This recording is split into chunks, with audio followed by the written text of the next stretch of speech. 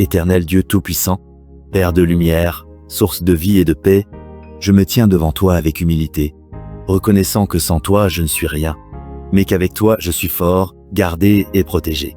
Seigneur, je te remercie pour le souffle de vie, pour chaque battement de mon cœur, pour ce jour que tu m'accordes encore. Merci pour ta grâce qui me précède. Merci pour ton amour qui ne m'abandonne jamais. Aujourd'hui, je me place sous ton ombre, sous tes ailes protectrices. Couvre-moi de ton manteau divin, entoure-moi de ta présence, et fais de moi une forteresse imprenable pour le mal. Seigneur, protège mon esprit, que toute pensée négative, toute peur, toute angoisse, toute confusion soit chassée par ta lumière. Remplis-moi de paix, de sagesse et de clarté. Protège mon cœur contre la haine, la tristesse, l'amertume, contre toute blessure visible ou invisible. Guéris ce qui est brisé en moi et garde mon cœur pur devant toi.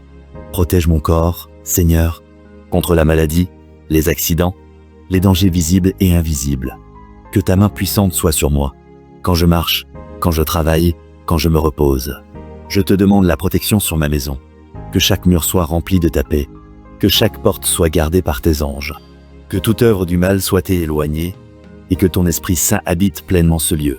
Seigneur, protège ma famille, mes parents, mes enfants, mes proches, ceux que j'aime et ceux qui me sont chers. Où qu'ils soient, étends ta main sur eux. Garde-les dans leurs déplacements, dans leurs activités, dans leurs pensées et dans leurs décisions.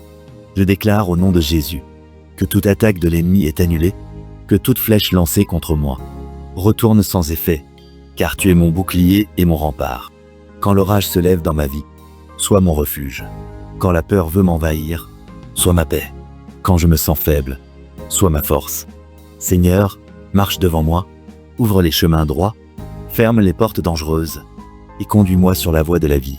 Que ton esprit me guide chaque jour, qu'il m'avertisse quand le danger approche, qu'il m'apprenne à discerner le bien du mal, et à rester fidèle à ta parole. Je remets entre tes mains mon avenir, mes projets, mes rêves, mes combats et mes épreuves. Je sais que tu veilles sur moi, même quand je ne vois rien, même quand je ne comprends pas tout. Je proclame que je ne suis pas seul, car le Seigneur est avec moi. Je ne crains pas le mal, car tu es à mes côtés.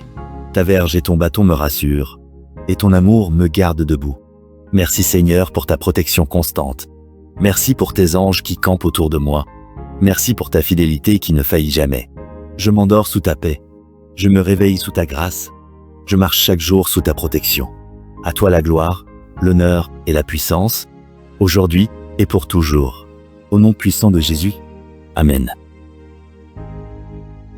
Il était une fois, dans une grande forêt aux arbres géants et aux rivières brillantes comme des miroirs, un petit paresseux nommé Malo. Malo vivait tout en haut d'un fromager immense, dont les branches touchaient presque le ciel. Chaque matin, le soleil venait lui caresser le visage, mais Malo ne bougeait pas. Il ouvrait un œil, puis l'autre, puis les refermait encore. Pendant que les singes sautaient de liane en liane, que les oiseaux chantaient leur mélodie, et que les fourmis travaillaient sans relâche, Malo restait accroché à sa branche. Demain, je ferai quelque chose d'important, se disait-il.